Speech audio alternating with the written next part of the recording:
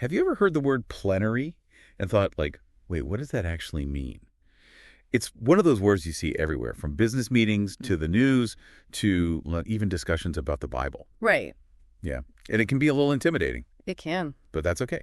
Because today we're going to do a deep dive into plenary to uncover its hidden power and really understand why it matters. What's really cool about plenary is that it means like a gathering of all the important people. Okay. Often for big discussions or decisions, it's like a signal that something big's about to happen. So it's not just like any meeting. It's a meeting where everyone who matters needs to be there. But what makes a plenary session so special? Is it just about having everyone in the room? It's more than just who's there. Plenary has this sense of completeness and authority. Think of it like a giant jigsaw puzzle. You need all the pieces right to see the full picture. Yeah, that makes sense. Exactly. A plenary session is just like that. It's about bringing all the key players together to really get a handle on the situation, make good decisions, and make sure everyone's voice is heard. At least in theory. Yeah, at least in theory. So it's not just about having a meeting. It's about having a meeting where things get done. But where does the word even come from? Does it have anything to do with plenty, like a lot of people? That's a good thought, and you're closer than you think. Plenary comes from the Latin plenarius, which means full or complete, and plenarius itself comes from plenus, which also means full. Wow. So it's like this idea of fullness is like baked into the word's meaning. Yeah. Like the word itself is telling you, hey, this is a meeting where everything's important. Exactly. The etymology really helps us understand the word's core meaning. But let's go beyond the dictionary and see how plenary actually works in the real world. Yeah, let's get practical here. Give me an example of a plenary session that people might come across in their everyday life. Okay, imagine a big conference, maybe for a professional organization or even like a hobby group. You might have smaller sessions focused on specific topics, but a plenary session brings everyone back together, usually at the beginning or end of the conference. So it's like the main event where everyone gets the big announcements and hears from the keynote speakers. Exactly. It's a time for collective discussion, decision-making, and maybe even some healthy debate. And because everyone's there, the decisions made during a plenary session carry a lot of weight. That makes sense. It's like, okay, everyone's here, let's get down to business. Yeah. But I've also heard plenary session used in government. Is it the same idea there? Absolutely. Think about a session of Congress or Parliament where all the members are present. Those are plenary sessions, and they're often the setting for really important debates and votes. So plenary session, in those situations, takes on a much bigger meaning. It does. It's not just a meeting, it's a huge event in the political process. Right.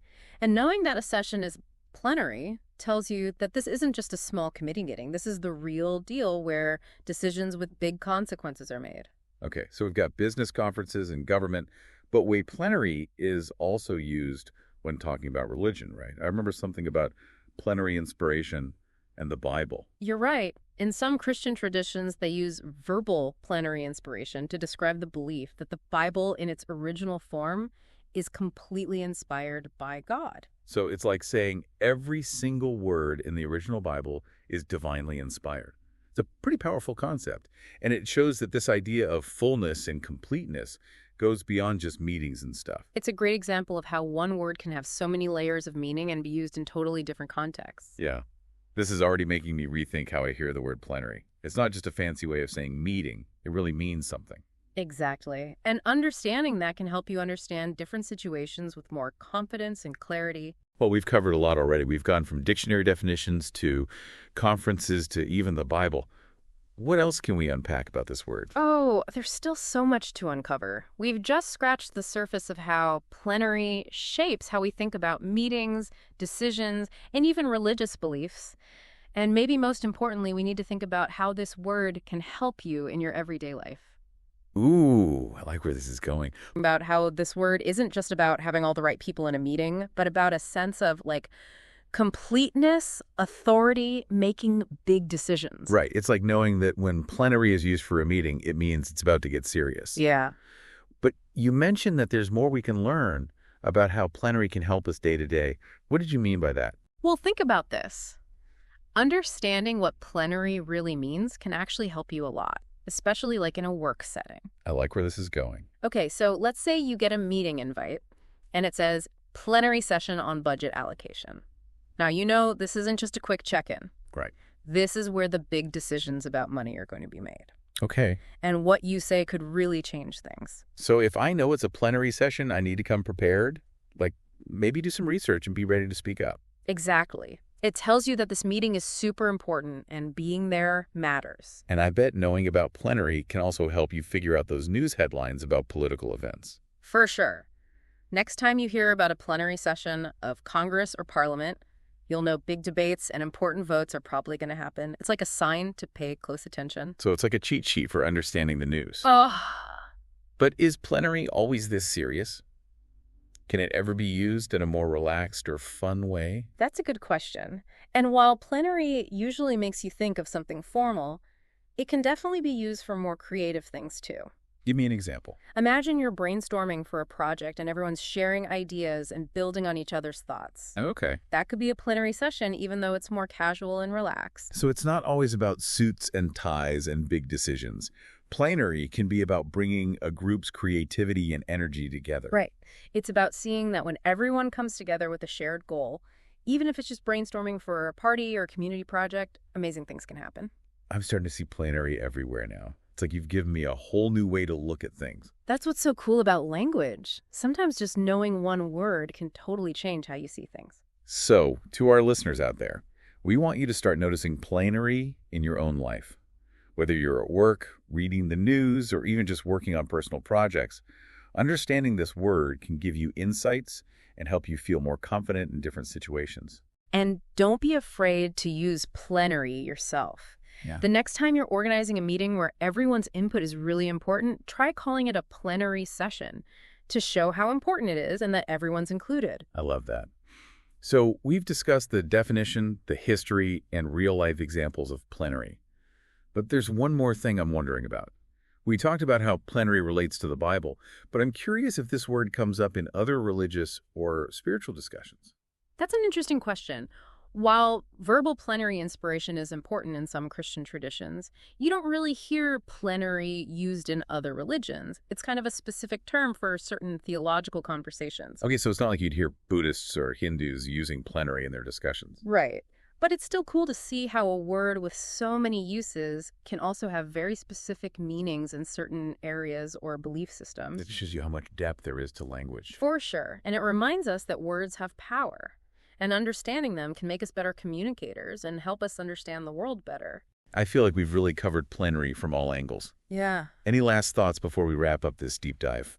I think the main takeaway is that plenary is way more than just another word for meeting. It's about including everyone, working together, and making decisions that consider the whole picture. And while it can be formal, plenary can also be used in more creative and casual settings. I like that.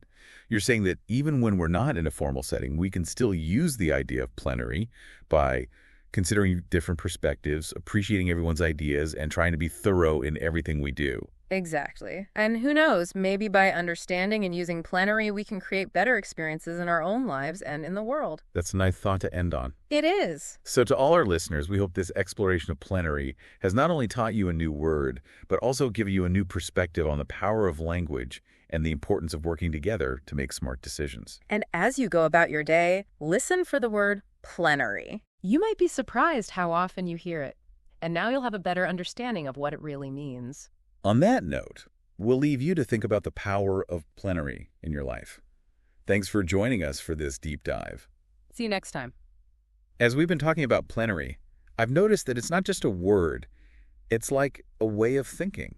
It's like recognizing that everyone's voice is important and that we can do so much more when we all work together. It's interesting how understanding plenary can actually make you a better communicator and a more active participant in any group you're in. Right. It's like having a secret tool for communication.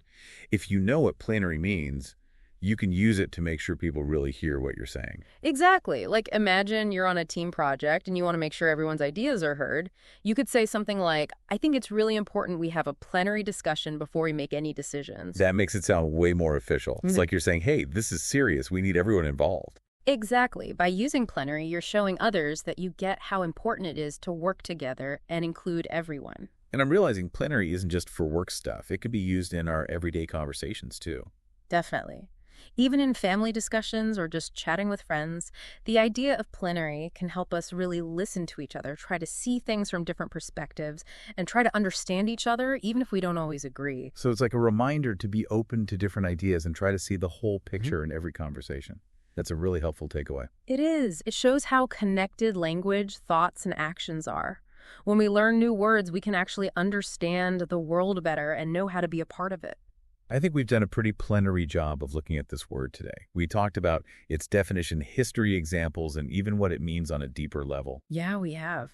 What a journey. It's been great talking about all the little details of plenary with you.